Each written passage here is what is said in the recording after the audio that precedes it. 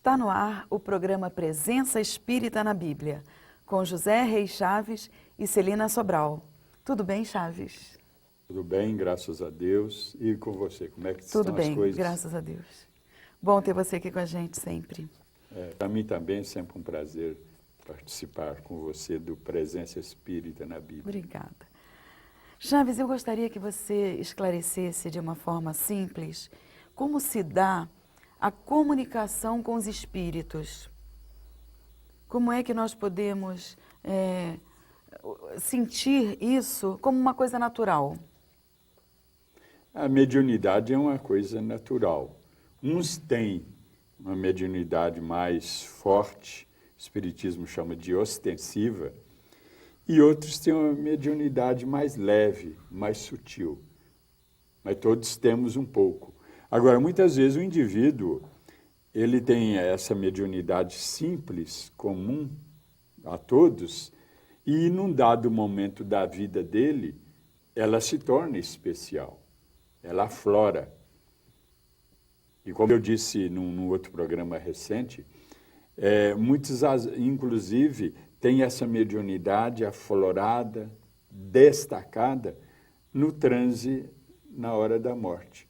Porque a pessoa, quando está prestes a morrer, a desencarnar, ela entra num semitranse, num estado alterado de consciência. E isso favorece a manifestação de espíritos. Porque essa comunicação dos espíritos, ela é feita de espírito para espírito, mas usando o perispírito. Sim. Porque o espírito desencarnado, ele leva com ele o perispírito.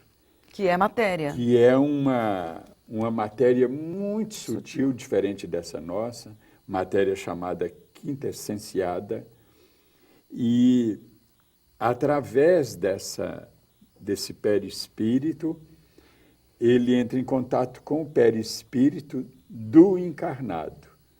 Então, é bom que fique claro aí que o espírito não entra no corpo do outro porque dois corpos não ocupam o mesmo lugar no espaço. E muita gente acha, Chaves, que o espírito toma conta do corpo completamente.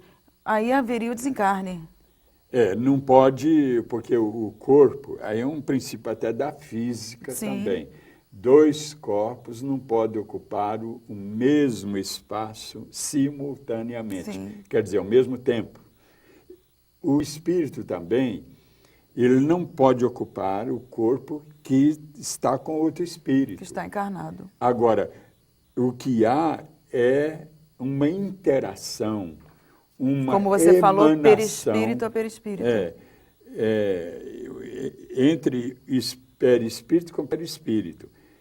Que antigamente, lá no início, Orígenes, aquele grande biblista e teólogo do cristianismo primitivo, é um dos padres mais famosos da igreja, os padres, né, criadores da teologia cristã, Santo Agostinho, ele, Orígenes,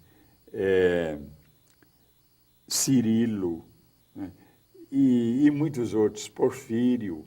Eles criaram a teologia da igreja, a teologia cristã. Eu falo igreja porque naquele tempo só havia igreja. Só ela existia. Então, Orígenes, ele criou esse nome aura, e que os russos descobriram em 1945, o chamado corpo bioplasmático. Herculano Pires, por exemplo, fala muito nesse assunto nos seus livros, e também parapsicólogos espíritas têm falado muito nisso. E é uma coisa científica. Os americanos, a parapsicologia americana também aborda isso. São Paulo, na Bíblia, aborda, ele fala em 1 Coríntios 15, 45, ele fala que nós temos dois corpos. Um corpo espiritual, que é o perispírito, e um corpo carnal, um corpo material.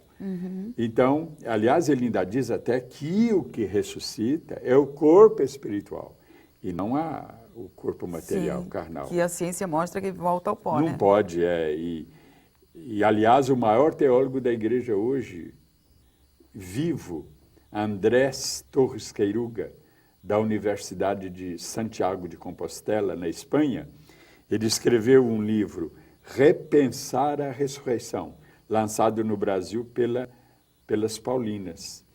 E ele diz, a Paulinas é uma editora católica, então ele diz que o que ressuscita é o espírito, porque o perispírito, ele é o corpo sutil, vamos dizer, do perispírito, do espírito.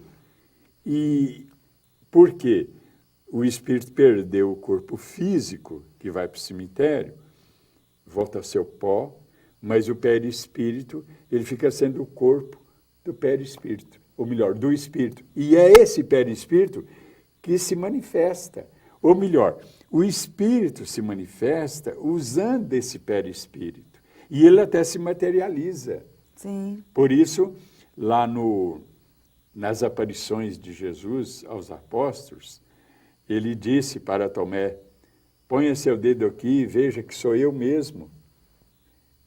Ali era o perispírito de Jesus que se materializou para os apóstolos.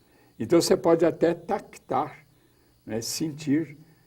E às vezes essa materialização ela é parcial, não é total. O William Crookes, prêmio Nobel de Física, inglês, não é? Ele viveu lá até o ano de 1919, esteve encarnado até 1919, e ele pesquisou muito esses assuntos de materializações. Então, hoje é um assunto que, aliás, é comprovado pela física. Sim, essa parte de materialização é bem importante, apesar de hoje já estar um pouco diferente. Mas nós vamos falar isso após o intervalo. Não saia daí, nós já voltamos.